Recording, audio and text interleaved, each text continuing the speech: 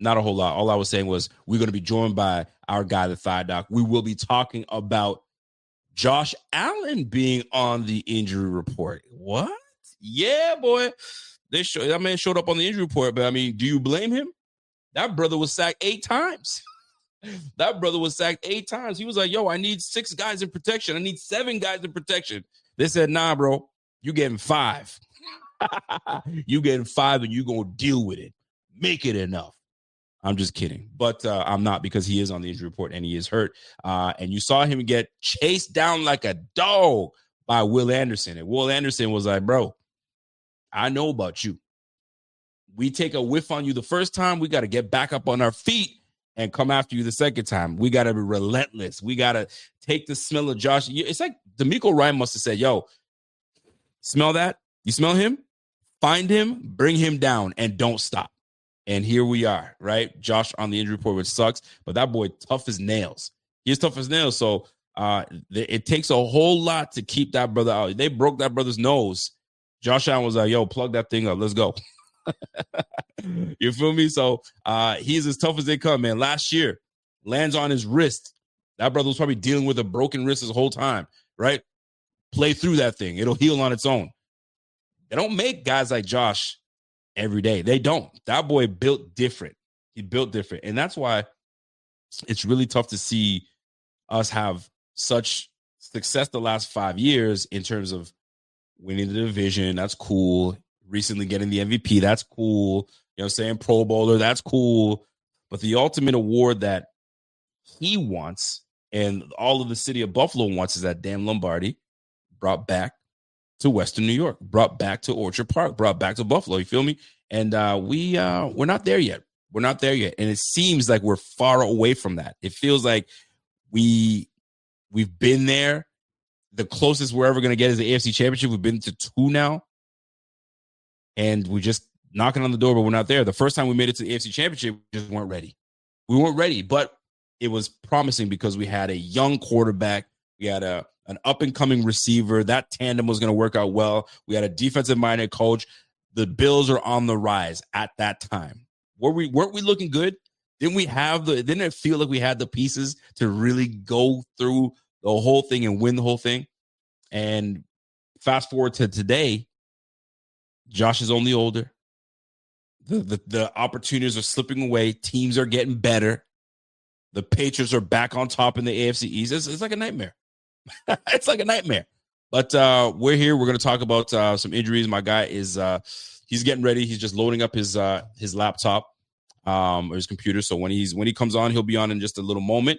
But let's talk about something that took place today. I mean, I went on a mini vent session last night, not knowing, well, somewhat knowing what was going to come our way.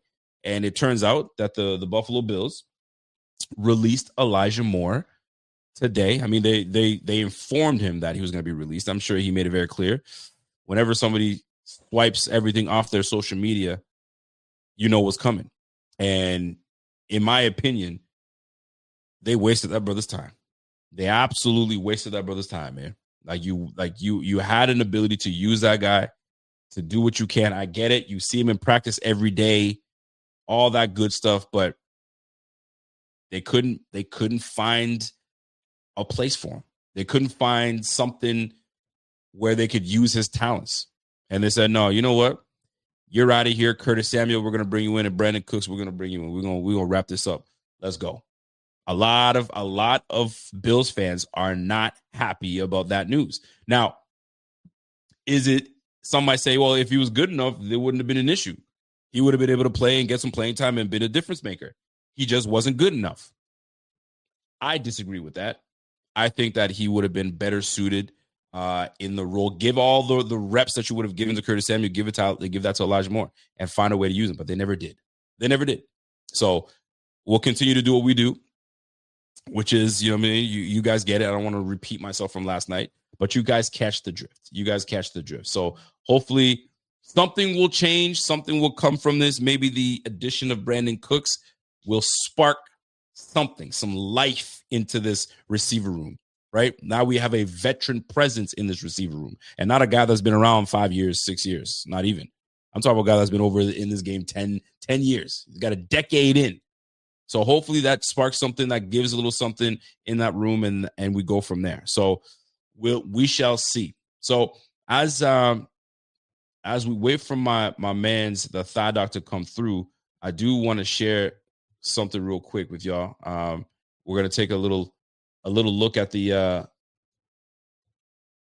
injury report and who is on that list. A plethora of guys on that list, but you know how that goes. The list continues to grow. It's absolutely gross. So give me 1 sec. My man said I sent him the wrong link. So maybe I did, maybe I did not. We're about to find out.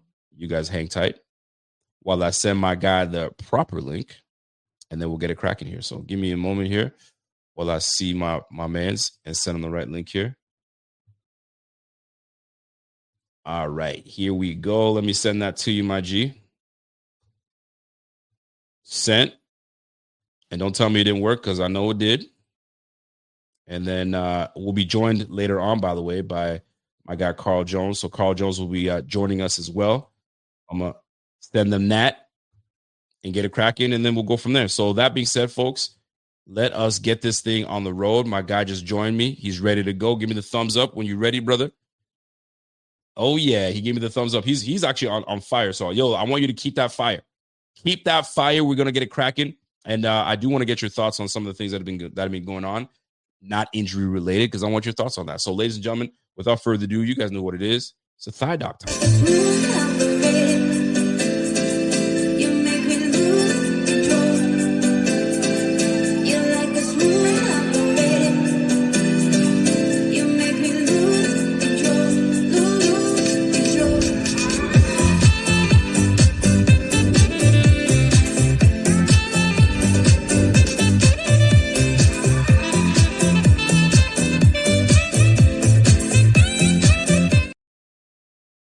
And ladies and gentlemen, our guy, the thigh doc himself. Look at that. Look at that. Squatting. Listen, 200 pounds of squatting all day. That's what's going to get you. It's going to get you that, right? Nah, I can't do that to you. That's 500. Yeah. That's 500. 500. Easy. I see you, kid. What's going on? 500. What's going on, boss? What's up? I'm doing good. I'm on fire for this. I need you to be on fire for this. I need us to go through this injury report. And the hottest name on that list is you know who. 17 himself. Josh Allen. Josh Allen. Hold on. Before we get into that, talk to me. What are your thoughts on him being on that list? And is this something that we should be absolutely freaked out about? No, don't be freaked out. He's got elbow bursitis.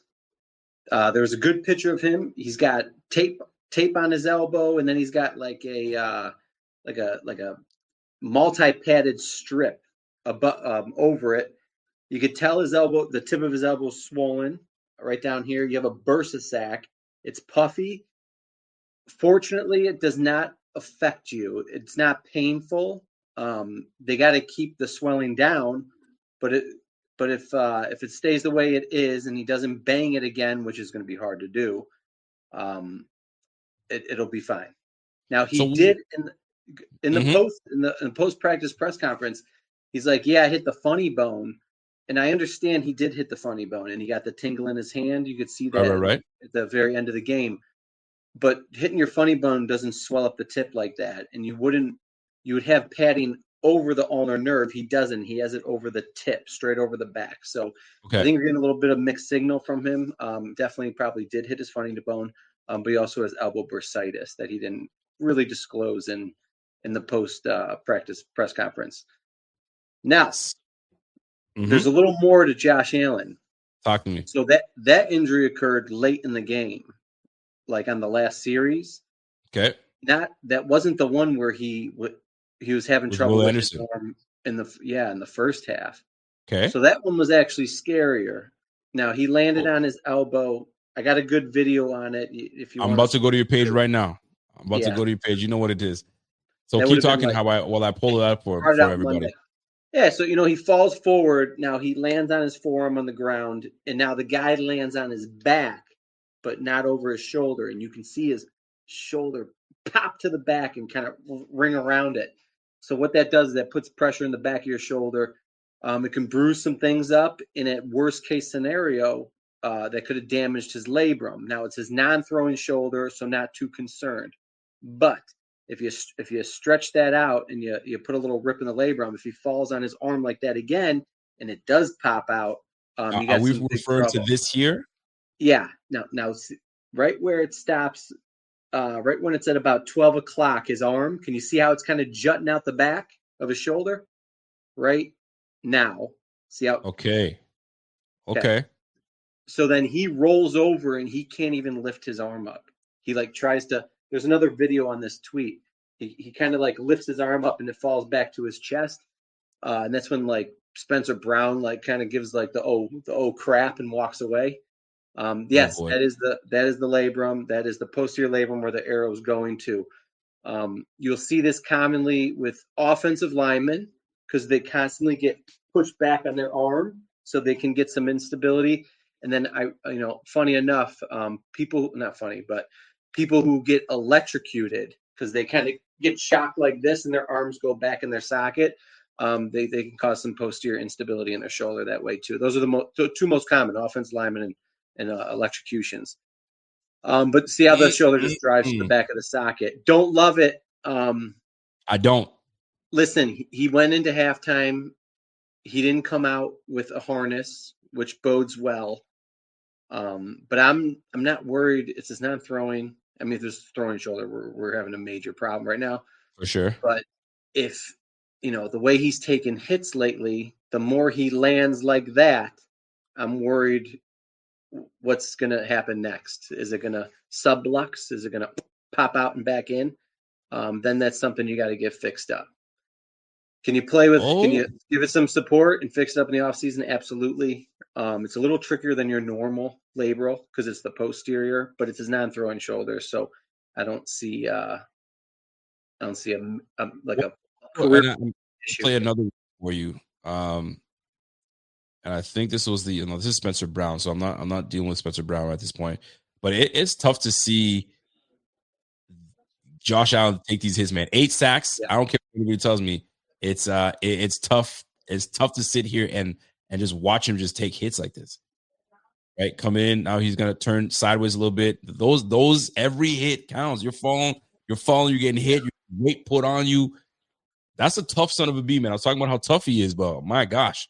Yeah. Now, ironically, I know you don't want to get into Spencer Brown yet, but if you want to, we'll get into that in just a little bit. But yeah, go on. Yeah, that's 2 plays after he popped his shoulder, and you could see him just kind of get chucked there and go back and hold it again. So more on Josh, because I want to get into Spencer, but more on Josh. Now, I don't know these things, man. I've never had this injury. And you deal with people that come in with those type of injuries. How much discomfort is he going to be in from what you know and what people have told you from a 1 to 10? I guess everybody's different, but like playing the sport that he plays and doing actions that he's got to take and getting hit, and you can't avoid it. So what? He's going to have to deal with it, I guess. He is. And he is tough as nails. So listen, if he steps back, I'm sure he can throw without it bothering him too much. I mean, in a game of inches, if your mechanics are off a little bit, and you don't pick up that last third down, I mean, that would suck. But unless he's like landing on that shoulder, I'm not too concerned. But the odds of him landing on it is highly likely. So we'll see how that goes. Same thing goes for the elbow. You can't bang it. It's already swollen. It's a bursa sac. It's not like your normal bruise. Everyone's got these think of it as like a little disc, right? A little jelly disc. And when it gets compacted, it blows up. It gets inflamed. It's called bursitis. And the more you hit it, the bigger it gets. The trickiest thing about bursitis is sometimes they get infected, and that would suck as well. So, you have to go on antibiotics and stuff. I don't know if that would shut them down for a week, but you can see. So I don't know if you could zoom in, but you could tell the pad. Let me see if I can. Yeah. So the side of his elbow that's facing us. No, it doesn't let me. That's okay. That's good enough. The side of the elbow where you see some bulging, that's inflammation. And that is where the ulnar nerve is. This is what we're talking about right here? Yeah. Right there. and the ulnar nerve kind of comes down there like a J, it goes down to his arm. Now, if it was a funny bone that he didn't want touched, you'd assume the padding would be more towards the outside of his elbow, but it's not. It runs right over the tip, and then showing that there's some swelling there. That's what concluded me to assume that he's got bursitis. Now, famously, Jaden Daniels had that picture from LSU a couple years ago where his elbow looked like freaky, and he had like chronic bursitis. So obviously you can play with this. You just, like I said, it's fresh. You don't want to bang it up more than it already is. You can't fall back on it again. You're obviously trying to avoid that. Highly unlikely that it's not. It is highly unlikely. So you're just going to have to, I don't know, put some padding underneath that thing. And maybe this is enough padding. Maybe you put a little bit more, maybe a brace over top of it. Dude, not good. No. Not good, no, man. Especially at a time where it's like this is must-win territory. You want to like rely on him breaking glass and picking up the slack here, and it's all the more risky. It's kind of like how he came out after he broke his hand last year in week 1, where you didn't see the same Josh Allen. Now he can still be effective, but he wasn't as ambitious because he was protecting something. So now I am going to feel like we are going to see a protective Josh Allen at crunch time during the season. I know I sound like a bearer of bad news, but that is. I mean, it is what it is. Yeah, that doesn't mean we can't win, but it just makes it even that more tricky.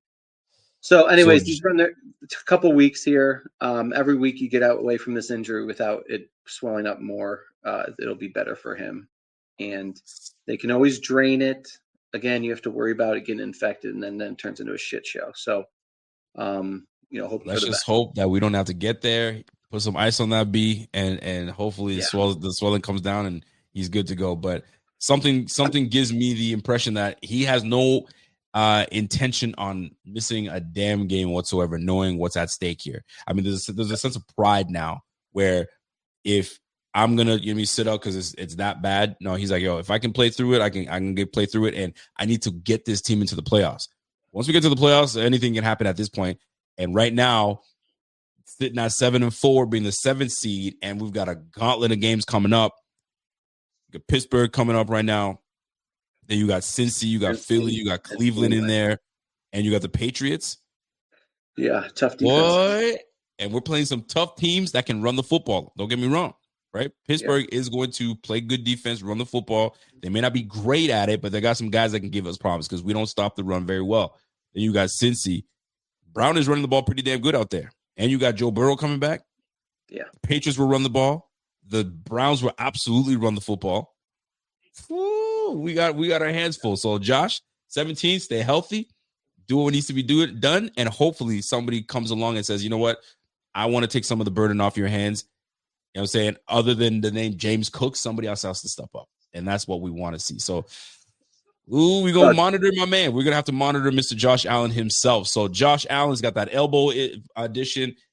Coach says it's soreness. I anticipate it's going to be a full practice for him all week, and we'll see him in the game. I can't see him missing any time. Did not see him throwing balls in practice today. Just a heads up. Which, hey, let's bring in Brandon Cooks. Bottom of this injury report, you see Samuel still not practicing. If you're just trying to insert Cooks in there and you got Josh Allen, who's not getting probably a lot of reps in practice this week, not ideal. Okay, let me ask you this. You're Josh, knowing that this elbow is an issue, and this is just a pain in the butt. It's just sore. If you're him or you're his advisor, how are you telling him to take hits, or how are you telling him to fall down? How are we going to anticipate? Do we see him turning over and falling on his back more often than not, or falling on his throwing arm? How do you avoid falling on that elbow, or try to at least evade getting any contact with that? What do you do? Yeah, well, which we haven't been able to see enough of him is, breaking loose and having some space. In those circumstances, he can slide and roll down to the left side. When he's in the pocket, I'd say, hey, buddy, I know you're trying your best, but if there's ever a time for you to start dumping the ball off or throwing it away early at guys' feet when you feel too much pressure, to live another down, now is the time. So But listen, if he's going down on the right side and he's thinking about, I can't hit the tip of my elbow, you know what he's going to do? He's going to fall on his right shoulder, which is not ideal either. So tough situation, guys. But let's see how it plays out. I don't want to freak everybody out, but I'm definitely nervous for him. So take it for what you believe. I think we're all nervous, but at the same time, something gives me confidence that he's going to do what needs to be done at the end of the day. Yeah. But man, it goes to tell you, one little freak injury away, or one awful bang, or you said a bursitis bursting or swelling up or infection, buddy, it's not good. So hopefully the medical staff and the staff that we have, corral that brother well, and we can get him to fight through for the rest of the season. Now, something like this, let's just say no contact, and you just let it rest. How long does it take to just heal up and you're back to 100%? In a perfect scenario, a couple weeks. Okay. It's gonna gradually get better, and then within a month, a young healthy individual, especially with their medical staff, they should have it down. All right. But just like a fracture, like every week it's going to be a little bit better as long as it doesn't continue to blow up. Now, just I don't want to confuse you. They don't always get infected. Sometimes they'll get drained, right? And then the needle can cause the infection. Sometimes they put cortisone in there, but putting cortisone around his elbow that has an already partially damaged UCL, it could break down tissue. Leave it up to the professionals to figure out what they think the best option is there. Listen, I think the blessing in this is the last game we played was Thursday, Friday, Saturday, Sunday, Monday. Listen, we got a whole 7-8 days that he took off. So a little stress off the elbow, little Robitussin on there, rub a little Robitussin, rub a little whatever you need to put on there. Pop a couple Advils. I think he should be all right. I hope he stays away from any needles or whatnot, and he toughs this one out. So Josh Allen on the injury report, we get it. He'll tough it out. He'll play. But the question is, I'll be paying attention on how he takes hits, or will he become hero Josh and try to stiff arm his way with his left arm and try to get out there? And if I'm a defender, I know that he's banged up a little bit. I'm gonna put some weight on him. So he's got to be smart in how he handles the football and how he handles himself going to this game. Now, Josh being hurt is one thing. Then you have his right tackle in Spencer Brown that looked quite awful in the last game, but we didn't realize that he was dealing with some shoulder injuries. Now, when he sustained these shoulder injuries, I don't know. I don't know if it was because he was on his knees so often. I have no idea. Tell me, how did this happen? Was this the game it happened? Has he been protecting this shoulder for a while now? What are your thoughts? When do you think it happened? I'll try to find your clip so I can play some things there. Yeah, no problem. Listen, he had his labral done a couple years ago on the other shoulder, so some people are susceptible to this kind of stuff. He's a lineman, which is another position where it happens a lot. But he was drive blocking, and he didn't have his hands on someone, but then he got to the second level, and then he was stumbling down. He put his arm up to get the guy. The guy kind of went through his arm like a turnstile, wrenches your arm back like this. He instantly barrels over, holds his shoulder, potentially could have subluxed. Your shoulder pops in and out. When that happens, you get a labral injury. That's the rim around the socket that helps keep your shoulder in place. Yeah, run this back. It'll run back. I think it'll loop back. So just if you can see, imagine his right arm. See how it gets up on the guy's chest and it gets pulled back like this? No, I missed it. Okay. Right there. Right? I saw it. Yeah, you can see the white on his wrist. Yeah. Yep. All right. So anyways, that's labral. 2 plays later, that's when he got tossed by Hunter. And Allen got chased down. So so this is shoulder instability. That's how it pops out. It goes out through the front and back. This would be opposite of Josh Allen's, because Josh Allen's looked like it went out the back, which is much more rare. So what does he do? You need a couple weeks to get this right. You're going to have to get it fixed. He's going to have to get this fixed in the offseason. But can he play through it? He can try. Take a cortisone shot. Give yourself 2 to 3 weeks to let it be minimally sore, and then you put a badass harness on that shoulder so it limits his range of coming back. It's going to be extra tricky because he's the right tackle, and what shoulder is that? It's his post arm, which is constantly getting pulled like this. So it's not ideal. You see that they brought Grable off of the IR. We thought he was an IR stash, which obviously he was because now he's concussion's good. And This is rough. yeah, so I'd say a couple weeks. They're probably going to test it out. If it's not good, they shut him down. If it's good enough, you try. Odds are he's going to come back and it's going to hurt him again, and then it's going to be over. But he might get through it. We'll see. Like to be optimistic. A lot of guys do play through this stuff throughout the season. It's just, Rico, what happens is if your shoulder is unstable and it keeps popping in and out, the first one is the worst one, and then it gets loose, and then every time it pops out and comes back in, it damages more soft tissue around the area. Choose your labrum up more. And the big ticket thing is when it comes back in, the ball of your shoulder, like this is my humerus, this arm part right here, and it's a ball that sits in a socket. That's your scapula, and at the end of the scapula, it looks like a golf tee. So the ball from your humerus sits in the golf tee. So when it pops out, it comes back in. It's not like, oh, it just sucks back in real smooth. It hits the ball, and then the ball starts to dent. And if you start to dent the ball, then it slips out more, and then you get bone loss. So then they got to do a harder repair when they do it. They got to cover up the bone loss. And then, worst case scenario, they got to move part of your scapula over. It's called a Latarjet procedure. So anyways, if it's not that bad, he'll come back. He'll try to go. They're highly likely to get re-aggravated. It's his post arm, which makes it even tougher. It's a really crappy situation. Yeah, it's a crappy situation. You got a banged up quarterback. You got a banged up right tackle.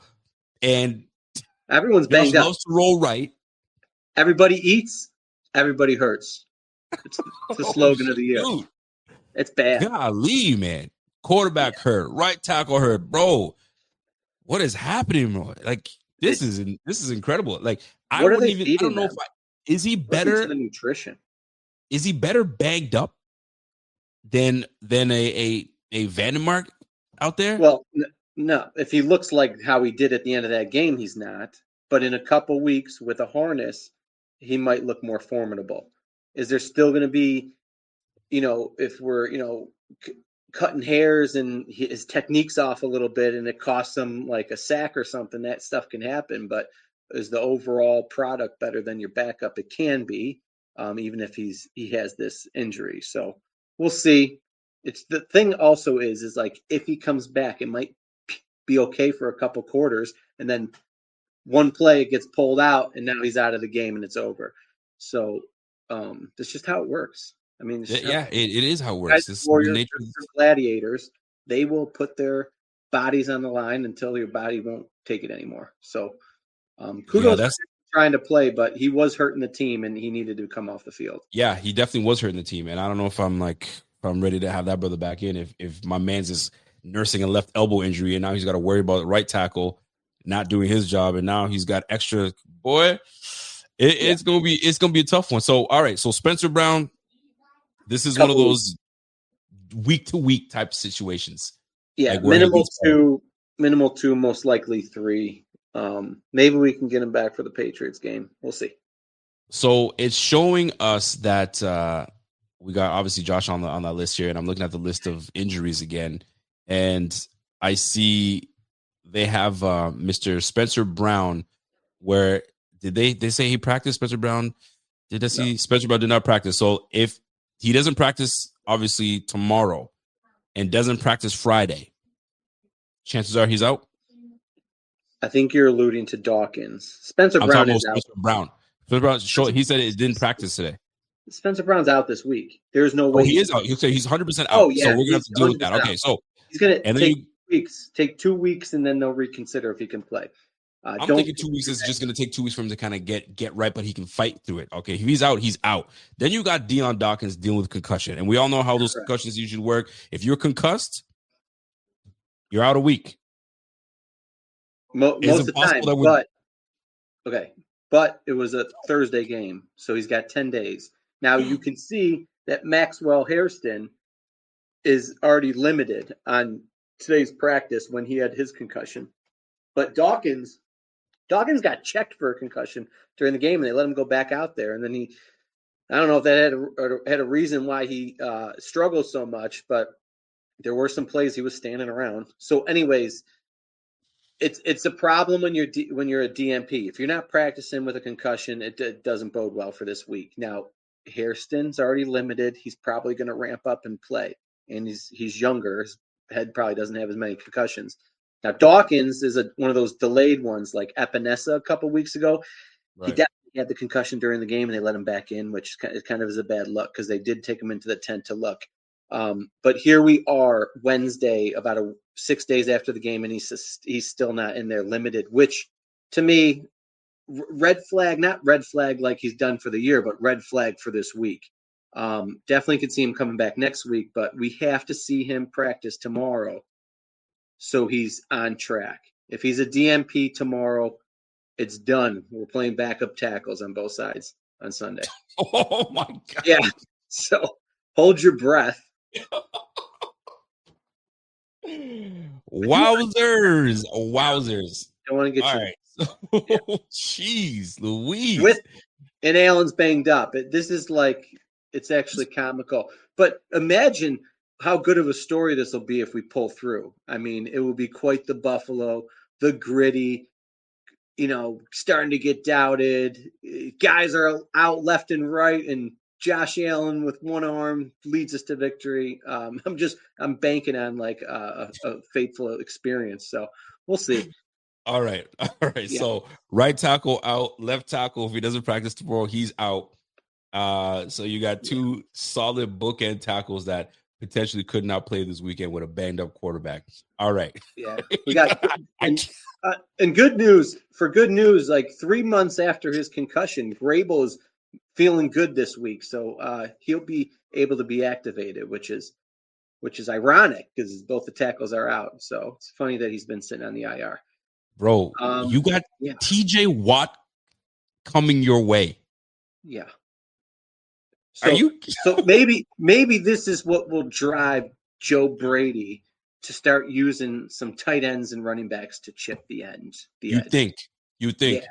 Imagine if he doesn't. He needs to run his offense, so it's going to be five protection. By the way, last year, 84% of the time we were in 5-man protection. Yeah, 84% of the time. Change. It's going to happen. Oh, by the way, throw in some rain and some snow in that. We got ourselves a doozy. All right. Let's keep going. Let's keep laughing at this injury report because Josh hurt, right tackle hurt, left tackle hurt. Let's go to our middle linebacker in Mr. Terrell Bernard and the Nard Dog. All right. Let me share my screen a little bit because I know you had a beautiful illustration as to what we're dealing with in terms of Mr. Bernard himself. Where we at? Bang. Here we are. So Mr. Bernard, I don't do all this real educational stuff every week, but this was a fascinating week to do it because there was so many big time injuries. So his arms caught. Just imagine someone T-boning me from behind. Okay. And then my humerus, we talked about that with the shoulder dislocation. This bone gets driven forward. About this one. Yeah. While this forearm is stuck on the player. So they separate. It gets dislocated. It's stuck out. I put the other clip just because. Yep. It's just still make sure people can believe me. That's how it dislocates. And then you can see, I think Bresky's the trainer's name. He's trying to reduce it right now. He's trying to traction it so it comes back in. And I don't think he gets it in on the field, by the way. I think they got to bring him in the back, give him some anesthesia, and then finally pop it back in. That's usually what ends up happening. But you can see him just wailing around in pain. Yeah. Oh, I mean, his elbow's out of place. So you see how Bresky grabs his elbow and he's trying to traction. He's trying to create a little more space so it can slide back in. And it didn't look like it went back. Have you had to slide somebody's shoulder back in ever? No, thank God I haven't. Yeah. Okay. The only time I had someone live with a dislocation, I just had him get into a position before I even got there. I was like, hey, bend over, pull it. And it was already back in the socket by the time I walked up to him. So, I mean, see, this is the problem with these young kids. These young kids, these like Bernard, they don't know about finding a corner of a wall, grab your shoulder and bang that against the wall and get your shoulder back in place. This guy's wavering and kicking his feet all over the ground. I'm like, get up, find yourself a wall. Elbows are impossible to do it on your own, though. I mean, those ones are tough. I mean, Mel Gibson must have done it somewhere. Didn't Mel Gibson do it somewhere? I don't know. Can find Mel Gibson, bro. I get what you're saying. Oh gosh, I mean, the young people won't know what I'm talking about, man. So Bernard out. How long we talking about Mr. Bernard? Oh, I can't hear you. What's up, buddy? Talk to me. Yeah, you can bring him on. Okay. It's okay. Here, why don't you show me your haircut? You want to show me your haircut? Okay. He's got Bill's logo on his hair. Oh, I like that. Give me 10 more minutes. So as my man is talking, I'll let him chat it up a little bit with his son. But bro, we banged up. We are absolutely banged up. So yo, handle your boy. Come back if you need to. We're good. You're good. You're good. Yeah, we're waiting to make a cake. All right. So yeah, let's kind of get through this because we got a laundry list. All right, let's keep it rolling. So Bernard, how long we talking about Mr. Bernard? I mean, technically, it's play with through tolerance. Really? Elbows come back very quick. You can come back in 1 week. You can shoot that, put them in a brace, and hope it doesn't pop out again. They're not like shoulders where they get super unstable and it just keeps popping out. Give them 2 weeks, though. Generally, 2 weeks could take up to a month if they want to slow play it.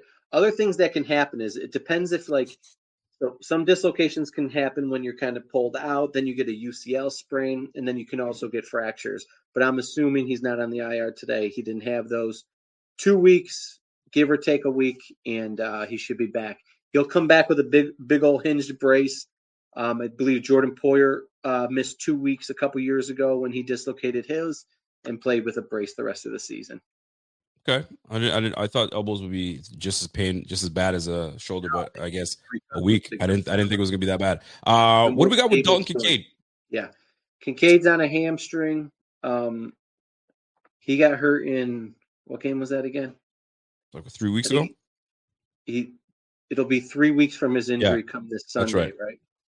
Yeah, so the average is 2 weeks. And McDermott said there's a chance that he could be playing this week. So yeah, call it smoke until you see him on the field. I mean, is he limited yet? No. So if he is a limited participant tomorrow, we got a chance. If he's a DNP tomorrow, there's no way they're gonna trot him out for a walkthrough on Friday and play him. So I would look for him more for next week. That would be 4 weeks recovered.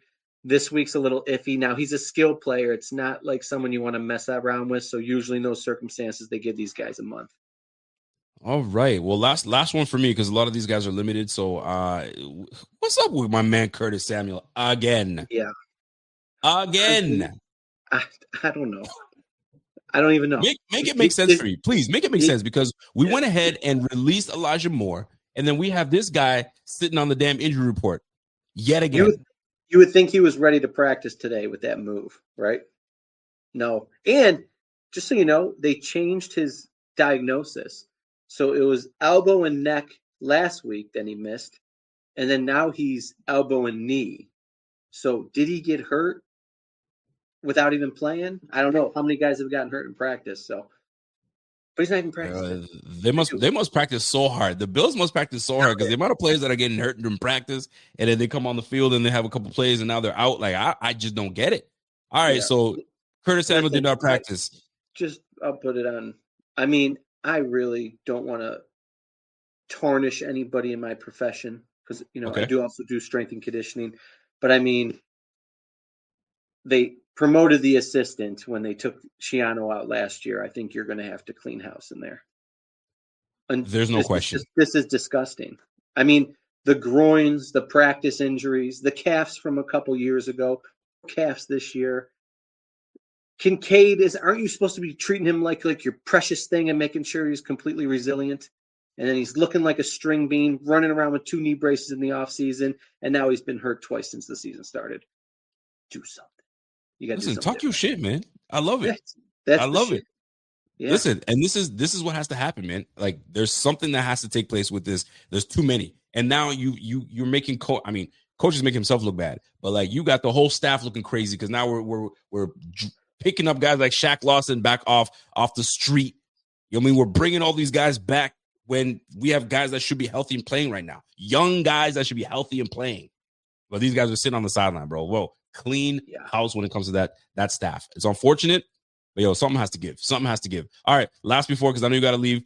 I don't really need to talk about Joey Bosa, his wrist. I mean, I know he was clubbed. Then he went he's in to a cast. He's in a cast now. Now he's in a cast, and now He's got full range. It's been confirmed it's a thumb spica cast, which usually means a fracture around the thumb. Most common is a scaphoid. Real quick, scaphoid fractures are a little tricky. So obviously it's non-displaced, so that's why they're playing them. But there is like certain area, it's a very small bone, and it's just above your thumb. But if you fracture it in a certain area, it'll never heal because it doesn't have blood supply there. So I'm assuming if they're letting him play going on his 4th week, it's not in that zone. But I just thought it was very ominous that they were picking up Shaq Lawson, even though they already had Michael Fox on there. Michael Fox, but Fox was picked up for the practice squad prior. I thought he was going to be that new DN coming in, and now they got to back end another one. I thought signs were leading to he was going to have surgery, but he's still playing with a cast. Anecdotally, a couple years ago, I think it was 2023, Knox had a scaphoid fracture. He played 2 games and then shut it down and had surgery and missed 5 games. So I was very nervous Bosa was getting shut down. I don't know. Maybe he should because, he's a shell of himself currently. And the tape's out. He only rushes from one side now. His stats are down. And it's pretty ugly. But if he doesn't need surgery, it should only be getting better because now he's almost a month since the injury. These take 4 to 6 weeks, 8 in a certain circumstance, maybe because he keeps banging into it. So he should be on the mend, but we'll see. It's not great. I mean, you get one bright spot in defense, and now he's playing one-handed. So I'm sick. This injury report, I think, is the worst I've seen. It's the worst. Like we've had a laundry list of injuries, but the prominent players that are hurt is absolutely ridiculous. I thought the 49ers were bad, bro. The Bills are rough, bro. The Bills are rough. The Pittsburgh Steelers are gonna have a field day. I have Josh Allen as my quarterback for fantasy, bro. He's sitting. I can't trust it. My right tackle's banged up if he plays. Deion Dawkins concussed. Yeah. I don't know what's going on, fam. Yeah. This is a piece of work. I would love to see how this is going to play out. So everybody better step up in this, man. Thigh Dog, before we do leave, is there one in particular, other than Josh? We know Josh's issue is grave, but he'll play through it. Is there one injury where you have I wouldn't call it a hot take per se, but where you really want to stress this? Is there something you want to stress other than the staff? But it's just stress on some of these players and these injuries, like where you want to get something off your chest right now. Is there anything that you would want to get off your chest when it comes to these injuries or a specific player? No, but with Josh Allen, I know they're listing his right elbow. I am very worried that he damaged his left shoulder. So we will see how that plays out. All right. Like I showed you, the one he landed on early in the game. So we'll see how it goes. We shall see. Ladies and gentlemen, my guy, the Thigh Doc, he's questioning the staff at the Buffalo Bills. And the staff ain't good enough. And you can see it by the laundry list of people. So put your application in. Put a team together. I mean, I'll bring the Bengay if you need me to, come on and help some of these guys out. I'm with you. So, but there needs to be a new team. I'll leave you with a hilarious Bengay story. So talk to me.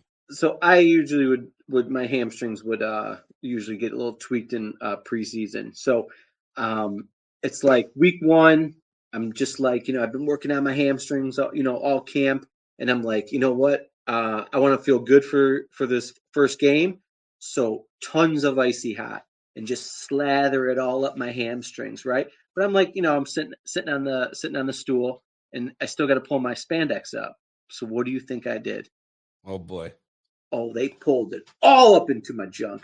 So now you're thinking, so my balls are on fire. So you're like, what am I going to do, right? So I'm dumb. I'm 20 years old. So I go in the shower and I start spraying it, thinking it'll take it off. The worst idea ever. Spread it everywhere. Now it's in my butt cheeks. And you got it all. I just patted everything with paper towels until it calmed down. Took 30 minutes. I thought I was about to play a college football game with So is that how the thigh dance was? Is that how the thigh dance was created? To lunge and kind of get air to kind of cool these things off? Or like, how is that? It seems that's how it got created. Maybe that's where it started. That's where it started, bro. Ben Gage, the Ben Gage story. The Ben Gage. All right, ladies and gentlemen, my guy, the Thigh Doc, came through, handled it, and he gave us insight. It wasn't great. I can understand why people they have beef with you, because you just come in here and just giving us terrible news, but this is news that we need nonetheless. So we're going into Pittsburgh with a banged up quarterback, a banged up right tackle, and a concussed left tackle. We are going to have fun with this one. Boy, oh boy. Ladies and gentlemen, my guy Thigh Doc, Saturday, he will have his article, thighdoc.com, where he will break down everything that we need to know. I mean, obviously we're Wednesday, Thursday, and Friday. We'll know a little bit more as to who's playing and who's not. Let's us hope we got more guys that'll be on the field than off the field. That's the only thing I can put it that way. Anything you want to drop before you leave? No, I still think the Bills are going to win, and I'll never pick against them. And if you ever see me on Twitter with a little off the color remark, it's probably a joke, so don't take it too seriously. Because we signed. Did you have to explain that? It needs to be out there because there's too many people. Oh, you're weird. What is that? What's wrong with you? How could you say that? Are you kidding me? Every guy in this team is hurt. We signed a 32-year-old skill position player. So I said over under 1.5 games before he pulls a hammy. Like, how is that not funny? Like, it's funny because that's really that much in our feelings. No, that's the reality. Rico, people like me and you, we're cool. I just need people to know if they do watch this, not to take it too seriously. And this is a PSA. We talk about this often. Yeah, well, people just talk just to talk. They're probably really pleasant people. You know what I'm saying? But when they get behind that little computer screen, they talk to talk. But listen, they're probably skipping leg day. You know that. They definitely are skipping leg day, and you know it. You absolutely know it. Working your all up here, nothing down here. Get out of here, man. Listen, Thigh Doc, be the way you are. Too much people think they're too cool and they're so serious out there. Boy, get out of here, man. Yo, listen, lighten up. You know what I'm saying? Life is short, man. Lighten up and be cool. Be who you are. You keep doing it. And it probably will be true. He's been playing, so he might not pop a hamstring. But buddy that just came on the practice squad, if he gets on the field, he's popping something. Shaq Lawson, and there's another paycheck for him. You got a paycheck for Shaq. You're going to have a paycheck for McCall Hardman. Bro, enough. Enough already. I'm sick of it. All right. That's all I got. Bill. Happy Thanksgiving, everybody. Thanksgiving's tomorrow in the States. Hey, listen, happy Thanksgiving to you I love it. And let me know what you like. Can you season your food, please? And thank you. You're Italian, so you're fine. I know you'll eat well. Know the deal. Okay. All right, brother. Take care. Peace. All right, that's my guy, Thigh Doc. Happy Thanksgiving to everybody that's going to be enjoying their meals tomorrow. Please do me a favor. It just can't be salt and pepper. It can't just be salt and pepper, people. Use other spices. Bring some flavor into your life, please. Just going to season my turkey with salt and pepper, just a light sprinkle. Boy, please, you better stop with that. Season that generously and use other things. It just can't be salt, pepper, and a little paprika to give it some color. I'm not falling for that. I'm fine with Cajun seasoning. If you got Cajun seasoning, I'm cool with that. You know what I'm saying? Throw some Cajun seasoning with some butter, melt that beet, get a syringe, pop that bird. You know what I'm saying? Let that, when you cut that slice, you got the juices coming out of that thing, man. Don't be coming out with some dry ass turkey with just salt and pepper on that thing. Little mashed potatoes on the side with some green beans. You know what I mean? Bean casserole. Come on, man. Y'all better, listen. I need to see pictures. Of some great meals. Who's got that nice mac and cheese? You know what I'm saying? I know mac and cheese is basic as ever, but like there's some mac and cheese that look bland. There's some mac and cheese that look, that looks good. But I'm more interested in the turkey. And I know some people don't do turkey. They do ham, a honey ham. That's cool too. But what is there anything you can do with the honey ham? You just leave it the way it is? A mean scalloped potatoes? Ooh, chef's kiss. But it can't be the scalloped potatoes out of the box. If you're going to do it, you're going to do it right. You got to do it right. That's the way I look at it. All right. We will be joined soon by my guy, Carl Jones. Let me just confirm that he will be joining us because, some things do happen. And when he joins, he joins. All right. So now that My man Brent, my man said, yo, my wife is cooking a turkey and ham. I'm eating that real good soul food. Hey, man. Turkey, ham. I like that. Anybody doing fried turkey? Let me tell you something. I've had fried turkey, and maybe I didn't have the proper fried turkey. But if you're gonna do fried turkey, there's got to be the right. There's the right way to do it and the wrong way to do it. And I hope that people have mastered the right way to do fried turkey, because boy, if you don't do that correctly, that thing's gonna come out dry. You're gonna have to sop that thing with gravy. I want to taste the bird. I ain't trying to just taste straight gravy. You feel me? So honey ham, you got your turkey. Some people don't do turkey; they do a big roasted chicken. I'm cool with that. Is anybody? I can't even speak English. Is anybody going to be spatchcocking that thing? Right, where you cut the spine out, flip that bird over, press that breast down, flip it back, season generously on the inside, on the outside. Please tell me one of you guys is doing that, and let me know how it goes. All right. Damn, simple. Just ham? Just a ham guy? I mean, I'm not mad at ham. I'm not mad at it. All right. My man said, yo, Kyle Bill says, yo, damn, Rico, all this talking about food is making me want to order a large donaire. Damn, you want to order a donaire? He said, that's when you know you're Canadian, when you say donaire. And you're from Scotia. You're probably from Scotia too, right? All right, I got you. My man said a donaire. All right. Let me get into a bit of I mean, I don't want to rant a little bit, but I mean, shoot, I feel like I've been ranting about this team, and I don't want to rant anymore. I want to celebrate this team, bro. But it's hard to celebrate this team when we're in a position, we're in a predicament. We are in a predicament right now, and the predicament for me got worse when Doc was telling me 2 weeks for my man Spencer Brown. I'm thinking like, it's going to be 2 weeks of discomfort, but he'll probably play, bro. But now that I'm realizing what this brother was saying, this guy's out for at least 2 weeks. So Ryan Vandermark is going to have to step his game up. If Deion Dawkins is concussed, who do we put at left tackle? That will be something. Alec Anderson? Does Alec Anderson go right tackle and then Vandermark goes left? Oh, boy. I don't like the way this is going. I do not one bit like the way this is going. And that Pittsburgh defense is not a bad defense. They're always going to be a pretty tough defense. As of late, they haven't been the greatest, and we know that already. But they're not horrible. And the way things have been going for the Bills, this might be one of those times that they come in. And right now the line has changed. It's -3.5 for the Bills on the road. So this one is going to be a tough one, ladies and gentlemen. And I'm looking at this defense, and all I can think of is TJ Watt being an absolute menace and them smelling blood. They saw exactly what Houston Texans did to us. They saw exactly what the Atlanta Falcons did to us. You don't think they're going to take a page out of that book? Man, oh man, it's going to be something. Patrick Queen, you know that brother's going to be spying. He's athletic enough to do that. Jalen Ramsey's going to be locking stuff down.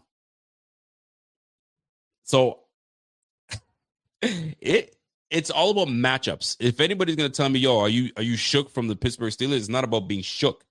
It's about knowing the matchups. You got TJ Watt that's going to be bellying down on us. Cam Hayward still can play. I don't care how old he is. He can still play.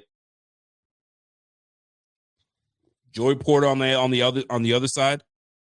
Derek Harmon, the rookie, is going to be an absolute menace on the inside. Along Cam Hayward. Don't say I'm overreacting. Do not say I'm overreacting. You got Keone Benton that's going to be out there pushing the pocket. And we already have a banged up 2 tackles on the outside. Oh yeah, they're gonna bring that. They're gonna bring that. That's for sure. So I hope the game plan that the Bills have, knowing that we're banged up, is Harmon not playing?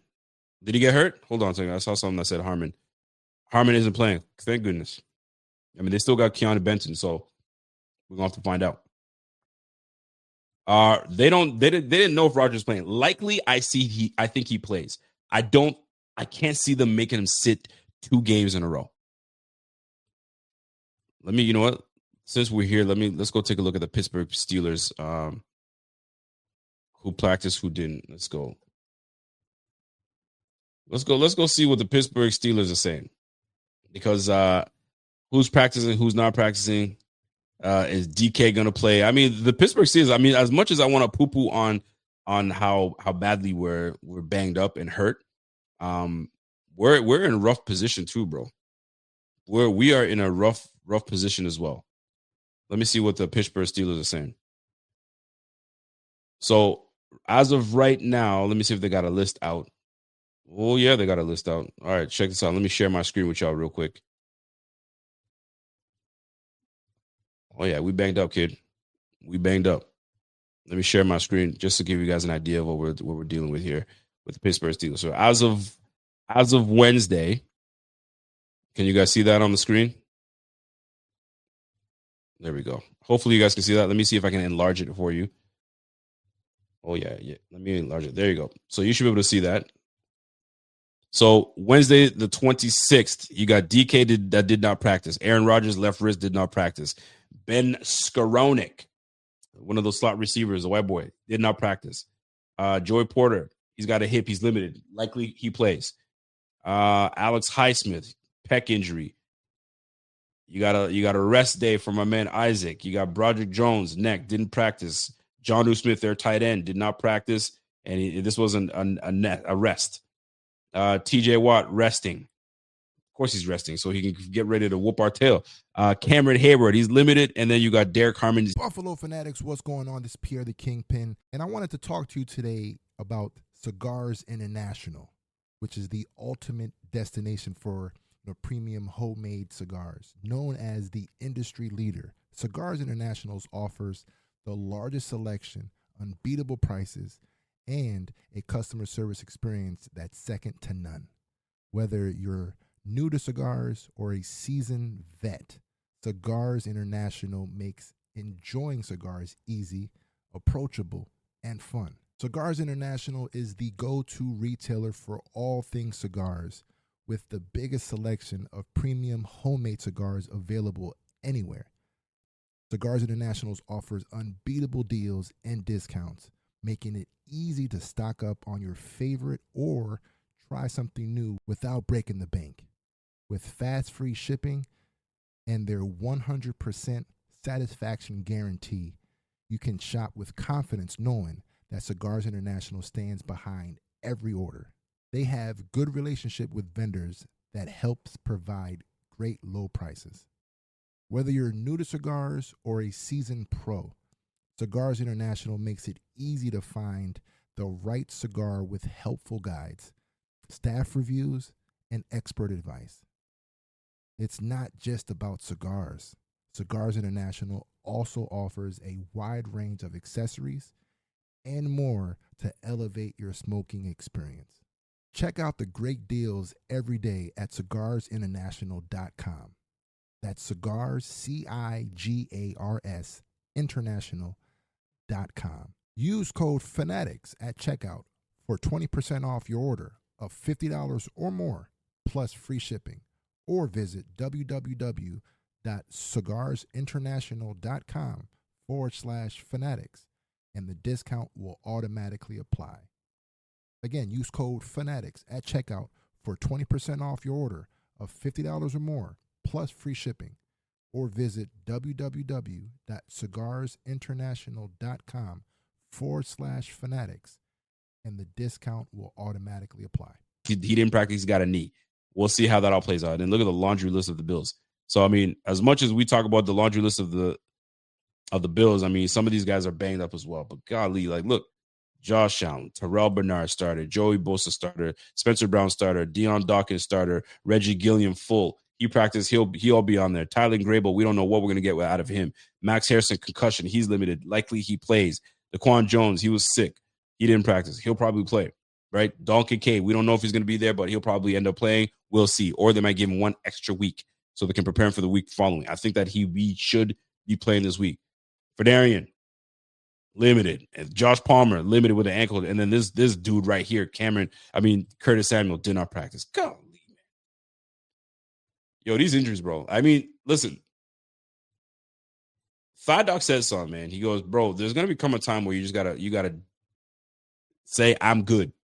Move on from that crew and say, I've seen enough. Because as of right now, bro, that's tough. That's tough to deal with, man. So Josh Allen is gonna have to put on the cape with a sling on. He's gonna have to put on the cape. He's got the sling on, and he's gonna be, you know what I mean, flying through and trying to make plays for us. It's just gonna be is tall task. Tall task. Man, oh man. We'll see how it all shakes out, man. Everybody's banged up. You got to find a way. You absolutely find a way. But I'll tell you this right now. Based on injuries, I really don't like the two bookend tackles being banged up. That it doesn't sit well with me whatsoever. So when I go look at the Buffalo Bills and I'm looking at the depth chart on who potentially we can speculate who will take what. This is where I'm gonna. I need to see this for myself. I'm gonna share my screen for you guys so you guys can see what I see. Let me share my screen real quick for y'all. So when it comes to these Bills, share my screen for y'all. Here we go. So here's what we're looking at. So the depth chart as of right now. Okay, we're looking at the O-line. So you got Deion Dawkins. So maybe Ryan Vandermark, he takes over for Deion if Deion doesn't play. Deion may have had the time to kind of suit up and be ready to go, so we may be good on that end. Worst case scenario, I would assume Vandermark would take Spencer Brown's spot, and then Alec Anderson will go to the left side, or bro, I don't even know what we would do at this point.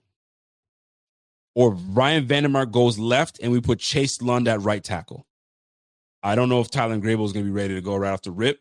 So Chase Lund, right tackle, Ryan Vandermark, left. Well, that's rough. That's rough. My man Michelle says, yo, Rico, I'm more worried about the linebackers. I mean, you got Milano, you got Shaq Thompson, and you get Dorian Williams. I mean, you take your pick. There's not a whole lot we could do in that regards. I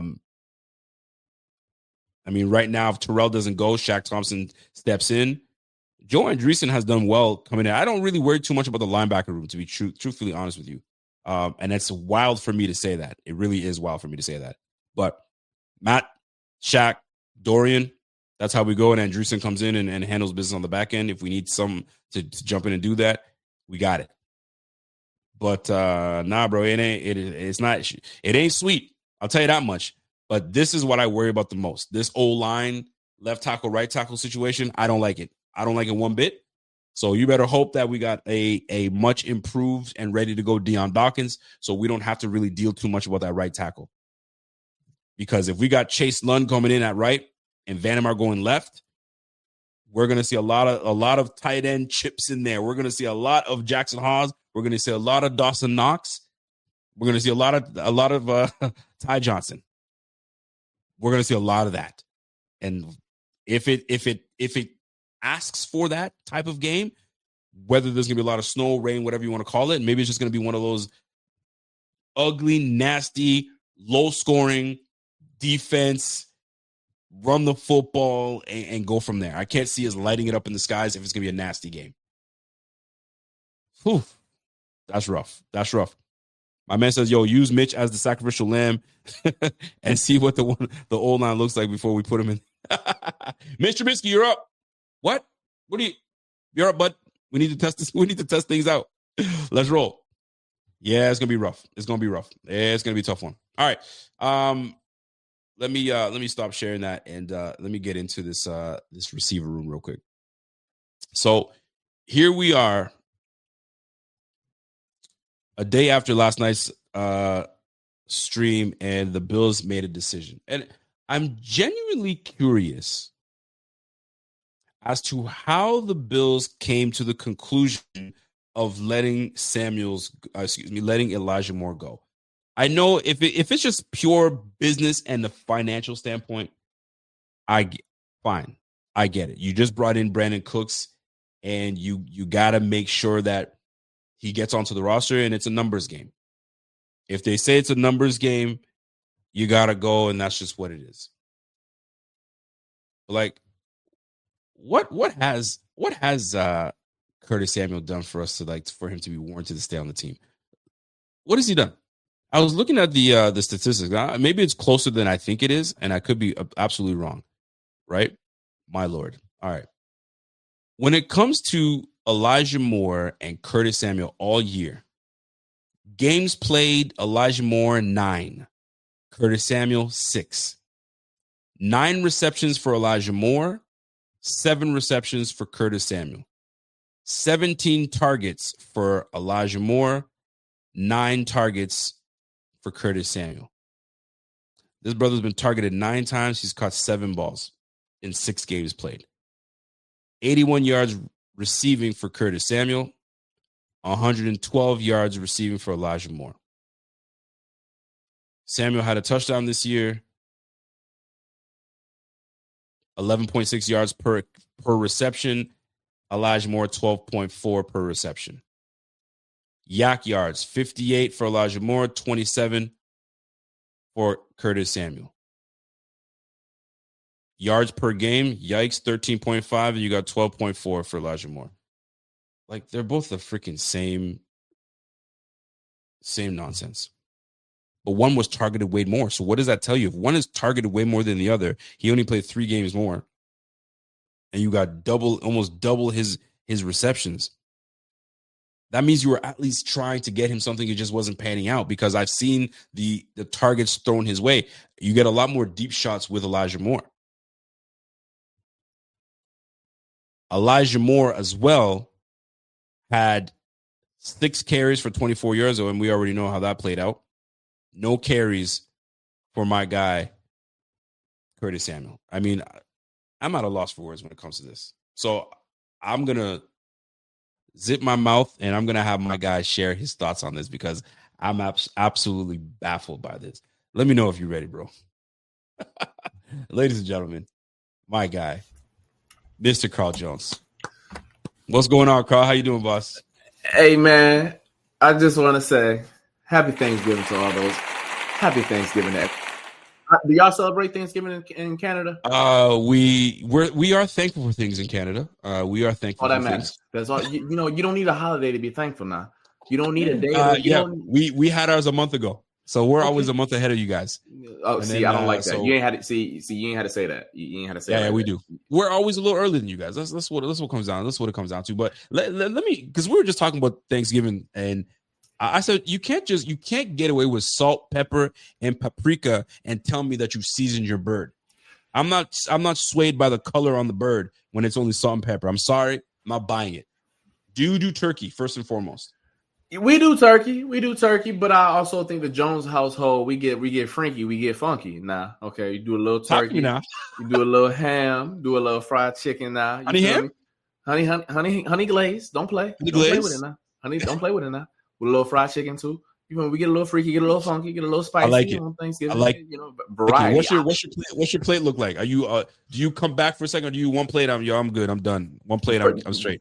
First off, it's my Super Bowl tomorrow. I'm locked in. I'm not eating tonight. I'm locked in, baby. Oh, Clear eyes, full hearts, can't lose. Y'all want to know the plate? Here we go. Without talking to Mama Jones, the ideal Jones plate tomorrow is going to be right in between. Well, y'all know I'm a black household, so it's going to be late. It's going to be late, about 6 o'clock. But what it's going to be is that's pretty early. But keep going. We're gonna go probably. Well, see, that's what they say it's 6, so it's really gonna be about halftime. Yeah, you're right. You're right. Gonna be, we're gonna get that honey ham with about 3 pieces of that fried chicken. Okay. Boom. I'll get, just to help moms, I'll get a piece of the turkey just for whatever, but it's whatever. But then it's the size, though. That's really the Super Bowl. The mac and cheese and the yams, they gotta make love. They gotta touch each other on the plate. Oh, you got them together? Okay, we got them together. Then the collard greens, gotta have the cornbread, gotta have the fried corn, and then What else we got? If we got the Black Eyed Peas, it depends on how Grandma feeling. She's still with us, so she still get down. Full plate. You already had a full plate right now. That's a full plate. It's my Super Bowl, baby. I ain't playing now. I like it. That's a full plate. Yo, the itis is gonna hit you soon after, boy. Oh, I like it. But listen, it's my Super Bowl. I compete. I fight. That Bengals Ravens game at 8:00. I'll be there. I'll be competing. Believe that. Which game are you looking forward to?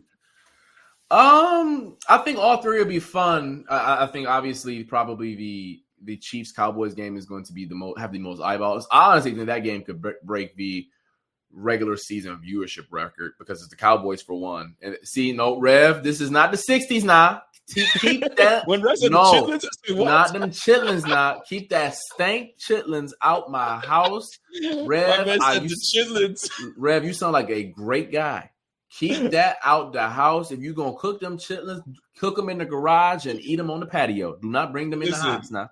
And here's the thing, my man Rev, he gets in the kitchen, he cooks now. Like that boy knows what he's talking about. So I don't trust him. You feel me? Yep. You take it. Listen, if not eating chitlins takes my black card, brother, take it. I don't care. No, I like my house smelling somewhat decent. Listen, let me tell you, cooking chitlins, boy, open every window. You can't. I mean, shoot. If you have respect for everybody, you take that thing outside. You got to do something with that outside. Don't bring it in. If you get that auntie from the ham hocks ready. Ham hocks, yeah. I mean, listen, you get that one auntie who don't care about nobody. She gonna cook it right. She don't care. She don't care. I love it. Listen, in a Caribbean household, bro, when you said 6:00, 6:00 is when they tell you come through, and by the time you get there, they're just getting some stuff ready. Are you kidding me? We're not eating by like 8, 9 o'clock. Come on, fam. We can't do that. We can't. So basically, you're not eating until Joe Burrow and Lamar Jackson in the second quarter. That's pretty much it. So whenever we go to my mom's house, like that's what it is. So thank goodness, you know what I'm saying? I've got a little bit of like, you know what I mean? Let me eat a little earlier. Let me just enjoy the rest of the night instead of me eating at that time. God, you got to clean up and all that stuff. I get you. All right. So let's talk football, man. Yep. I didn't have an opportunity to last week ask you about a certain receiver. And I didn't get your take, and I was so mad at myself because I didn't see the message. I was like, we missed that opportunity, but the opportunity is here now. And then we're going to talk about this past game, what you observed. I mean, I've spoken at length at it, but people want to hear what Carl Jones got to say and what Carl Jones has observed and what he took away from that. So let's get right into it. Number one, out the way. Let's get this out the way. Keon Coleman, 2 games missed. Right now, you're going into another week where you just moved on from a receiver. You brought one in. You have one that's hurt again. The whole receiver room is a freaking mess. Keon Coleman missing 2 games. Your thoughts on the second game being placed on the inactive list? Yeah, I thought it was very telling that unprovoked, Sean McDermott said that the second game wasn't disciplinary. He told us that today in the media room. He was asked a question about Keon and just how he's been moving forward, but he said unprovoked, hey, by the way, that second game had nothing to do with discipline. It just had to do with a short week.